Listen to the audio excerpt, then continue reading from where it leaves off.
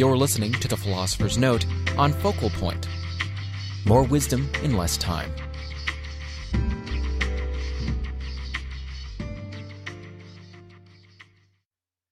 Hi, this is Brian. Welcome to the Philosopher's Notes on Focal Point, a proven strategy to simplify your life, double your productivity, and achieve all your goals, by Brian Tracy.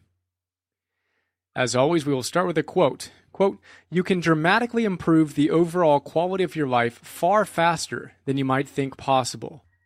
All you need is the desire to change, the decision to take action, the discipline to practice the new behaviors you have chosen, and the determination to persist until you get the results you want." That's Brian Tracy from Focal Point. So I've learned a lot from Brian Tracy. He's been doing his self-development and sales training work for decades now, and I've enjoyed a variety of his books and audio programs and newsletters. Highly recommend his newsletter if you're looking for some great practical motivational wisdom. Some of my favorite books of his include Goals and Eat That Frog, a great little book about training yourself to do the hardest thing first, i.e. eating a frog. Once you do that, the rest of the day is a breeze. And he's got some other great audio programs on creativity, self-actualization, and stuff like that.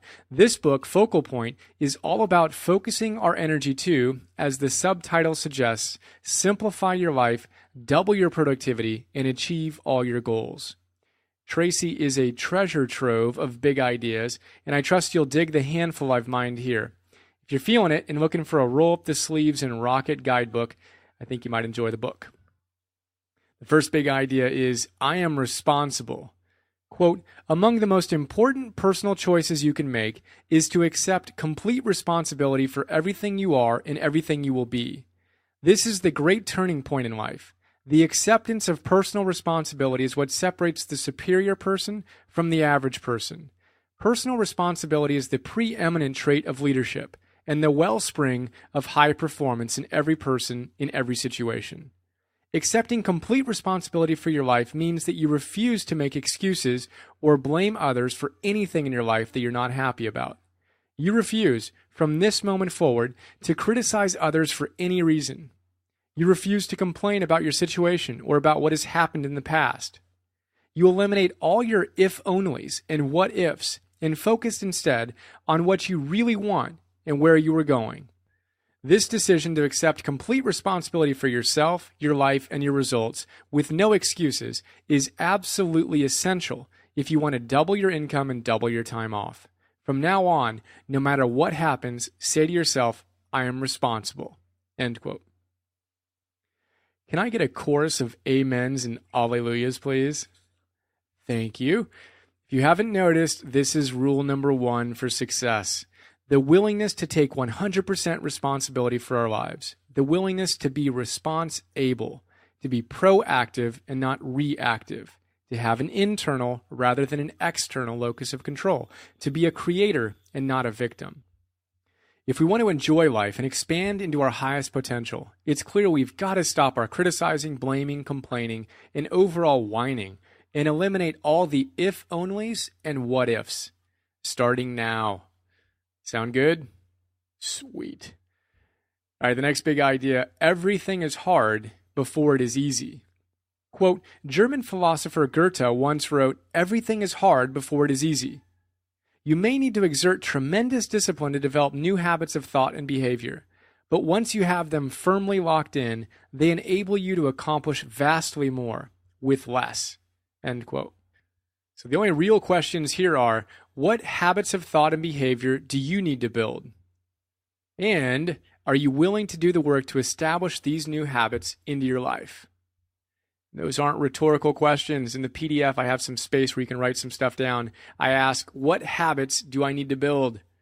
I will build these new habits of thought and behavior. 1, 2, 3, 4, 5. What 5 habits of thought and behavior do you need to build in your life? Write it down if you can, press pause, think about it, and then come back. Next question is, am I willing to do the work necessary to establish these new habits in my life? I actually filled in the answer for you on the PDF. It's yes. Good answer. Let's rock what needs to be done and watch the quality of our lives skyrocket. The next big idea, zero-based thinking. Quote, to simplify your life, zero-based thinking is one of the most powerful strategies you can learn and apply on a regular basis. Here's how it works. Ask yourself, is there anything I am doing right now that, knowing what I now know, I wouldn't get into again if I were starting over today? End quote. That is a powerful question, and zero-based thinking is a big idea. So how about it? Is there anything you are doing right now that, knowing what you now know, you wouldn't get into again if you were starting over today? Ponder that one, and then this, quote, if your answer is yes, then your next question is, how do I get out of this situation, and how fast? End quote.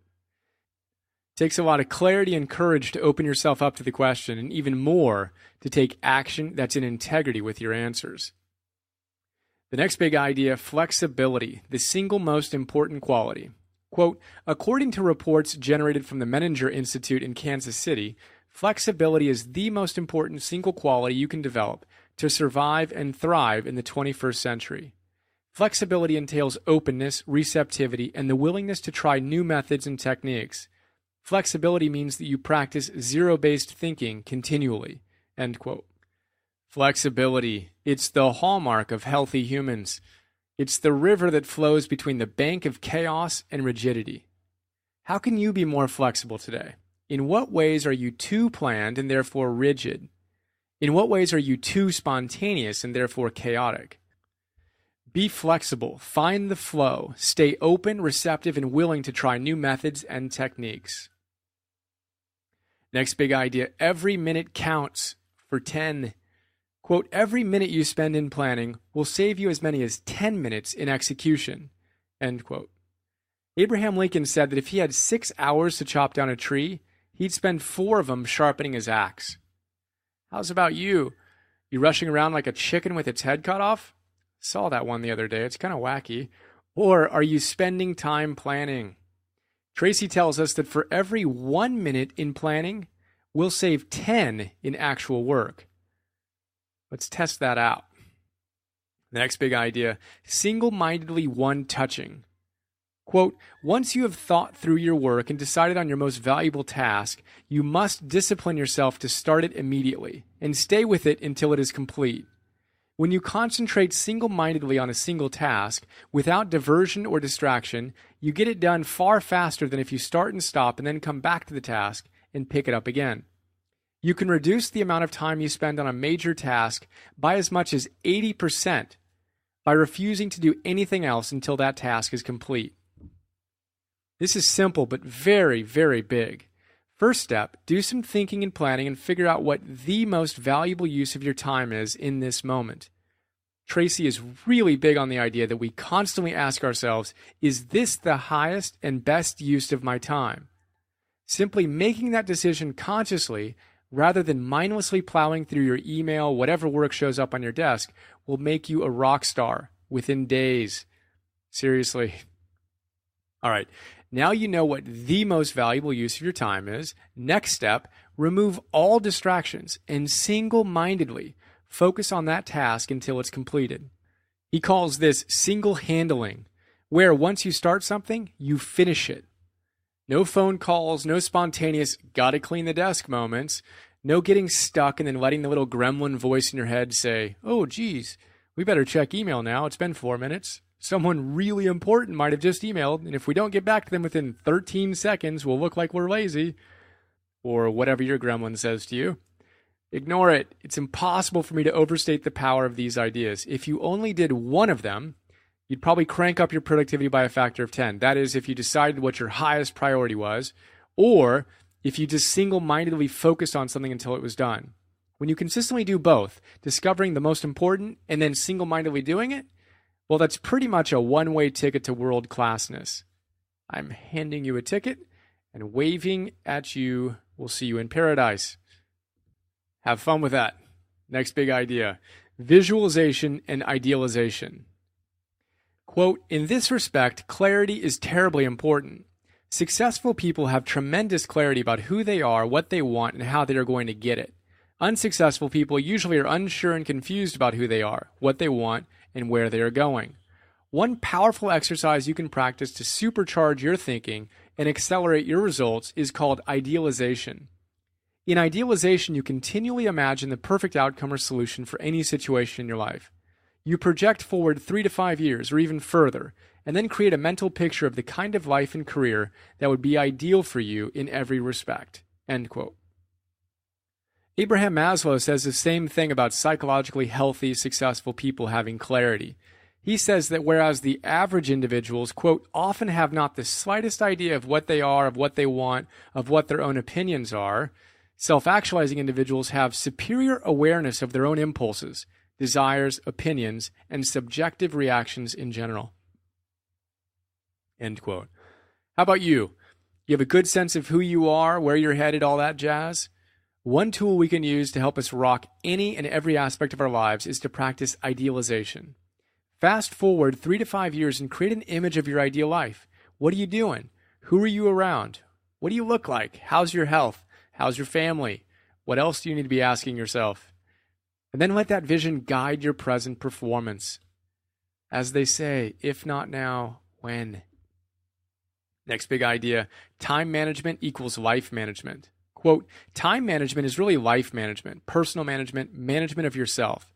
People who value themselves highly allocate their time carefully. They give their time usage a lot of thought. When you love your life, you love every minute of it. You are very careful about misusing or wasting any of the precious minutes and hours of each day. End quote. Benjamin Franklin, one of his day's leading entrepreneurs, statesmen, and scientists, said, "Dost thou love life? Then do not squander time, for that's the stuff life is made of." A couple thousand years before that, Aristotle said this, "We live in deeds, not years, in thoughts, not breaths, in feelings, not in figures on a dial. We should count time by heartthrobs." How about you? How highly do you value yourself? One way to find out is how you allocate your time. Are you wasting precious minutes and hours of each day? Is it time to throw away the remote control and spend more time with your spouse, your kids, your art, your business plan, your journal, your fill in the blank? It's a precious resource, this moment, this heartthrob. Let's honor it by using each moment wisely. Thank you. All right, the next big idea. What do you think about most of the time? Quote, over the years, thousands of successful people have been asked, what do you think about most of the time? Their answers tend to be the same worldwide. Successful people think about what they want and how to get it most of the time. As a result of this mental focus, they accomplish much more than the average person, even though they may have started with no particular advantages. Unsuccessful people, on the other hand, tend to think and talk about what they don't want most of the time. They think and talk about who they are mad at and who is to blame for their problems most of the time. They don't understand why their lives don't improve, even though they have been working as long as others. They slip into the habit of thinking and talking even more about their problems and who is to blame, thereby making the situation worse. End quote. What are you thinking and talking about these days? Things you're excited to create or things that are bothering you? Choose very, very wisely. Next big idea, how's your optimism? Quote, your level of optimism is the very best predictor of how happy, healthy, wealthy, and long-lived you will be. The more optimistic and positive you are, the more energy and enthusiasm you will have. Your immune system will be stronger and more resistant to disease and infection. You will seldom be sick. You will get along with less sleep, and you will have more mental and physical energy throughout the day. End quote. Did you know that your level of optimism is the best predictor of how much of all the stuff you want, health, wealth, happiness, etc., you'll actually have? Yepers.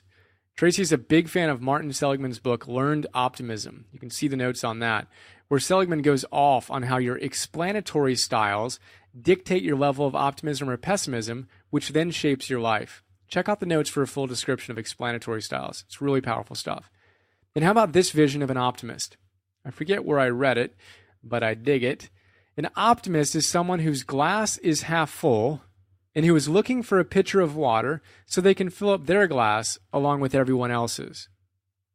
I raise my full glass to toast yours. The next big idea is the great truths of life are simple. Quote, "The great truths of life are simple. It is amazing how many problems, both personal and social, could be resolved if everyone decided to treat other people the way they would like to be treated. Listen to people the way you would like to be listened to. Sell your products and services the way you would like others to sell their products and services to you. Be courteous and respectful to other people, just as you would like them to be courteous and respectful to you. Be patient and understanding with people when they make mistakes, just as you would like them to be patient and understanding with you when you make mistakes." End quote. Amen. Common sense that we need to make common practice, huh? All right, the next big idea is, why aren't I at my goal already?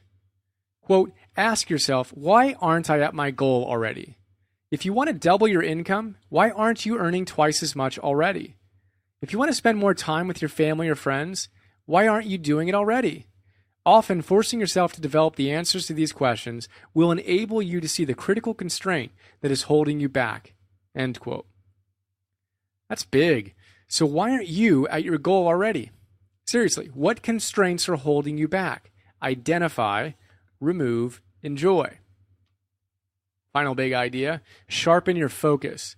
Quote, "Here are several additional questions that you should ask and answer regularly as part of your personal strategic planning. If you could wave a magic wand and have whatever you wished for in any part of your life, what would it be? If you could design your perfect lifestyle, what would it look like? How would you change your life if you received $1 million cash, tax-free, today? What is the first thing you would do? What parts of your work do you enjoy the most and do the best? Where do you excel? What sorts of activities make you the happiest? What would you do? How would you spend your time if you learned today that you only had 6 months left to live?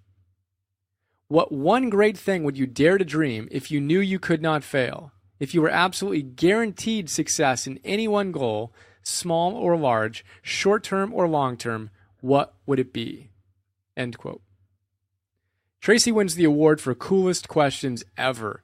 I've answered dozens of his questions many, many times. And I know the time I've invested exploring these types of questions is one of the major reasons why my life is unfolding more and more magically. So step on your remote control again if you didn't already break it. Make sure it doesn't work anymore. Bust out your journal and rock these questions. Pretty please. And if you're feeling it, grab the book, sign up for his newsletter at briantracy.com, and get your focal point mojo on. So if you enjoyed this note, I think you'll also enjoy the notes on the success principles, the 80-20 principle, secrets of the millionaire mind, constructive living, mastery, and 7 habits of highly effective people. Now here's some quotes from the sidebar. These are from Brian Tracy, unless I mention otherwise. Wolfgang von Goethe once wrote, "To have more, you must first be more. To achieve more in your outer world, you must go to work on your inner world. On developing yourself. There are no lasting shortcuts. There is no other way."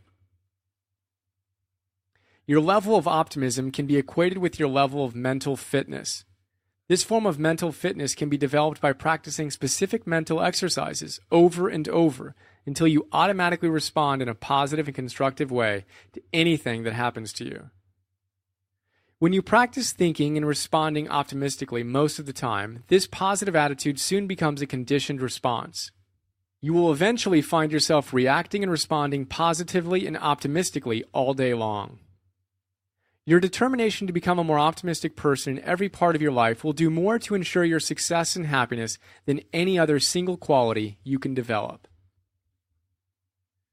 Peter Drucker says, "We greatly overestimate what we can do in 1 year, but we greatly underestimate what is possible for us in 5 years." Thomas Edison says, "The first requisite of success is the ability to apply your physical and mental energies to one problem without growing weary." Back to Brian Tracy. He says, "If you had all the time and money you wanted, and you could be or have anything at all in life, what would you really want? The greater clarity you can achieve in describing your ideal future, the more likely you are to create that future for yourself, and usually faster than you can imagine. However, you can't hit a target you can't see. Clarity is essential." In 3,300 studies of leadership seeking the common qualities possessed by great leaders through the ages, researchers found that the one quality all the studies had in common was vision. Leaders have vision. Non-leaders do not. Leaders have a vision of a better future for themselves, their families, and their organizations. They can see an ideal future in advance. They then work to make it a reality in the present. My favorite organizing principle for high productivity is single handling, in which you concentrate single-mindedly on one thing, the most important thing, all day long. Once you have programmed this work habit into yourself, you'll be amazed at how much you get done. Benjamin Franklin once said, "Man can either buy his wisdom or borrow it. By buying it, he pays full price in personal time and treasure. But by borrowing it, he capitalizes on the lessons learned from the failures of others." Good habits are hard to develop but easy to live with. Bad habits are easy to develop but hard to live with. The habits you have and the habits that have you will determine almost everything you achieve or fail to achieve. And the final quote is from Orison Swett Marden, who says, "Every great man has become great. Every successful man has succeeded in proportion as he has confined his powers to one particular channel." That would be a focal point. What is your focal point? Are you living according to that ideal and channeling all of your energy to your purpose consistently, diligently, patiently? Do that, and we will live in paradise together. How fun. All right, I hope you enjoyed a quick look at Focal Point, a proven system to simplify your life, double your productivity, and achieve all your goals by Brian Tracy. Have an awesome day. Here's to focus.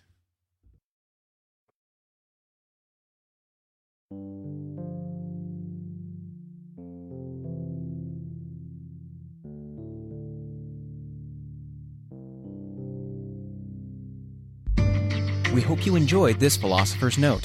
Please go to www.philosophersnotes.com to download more.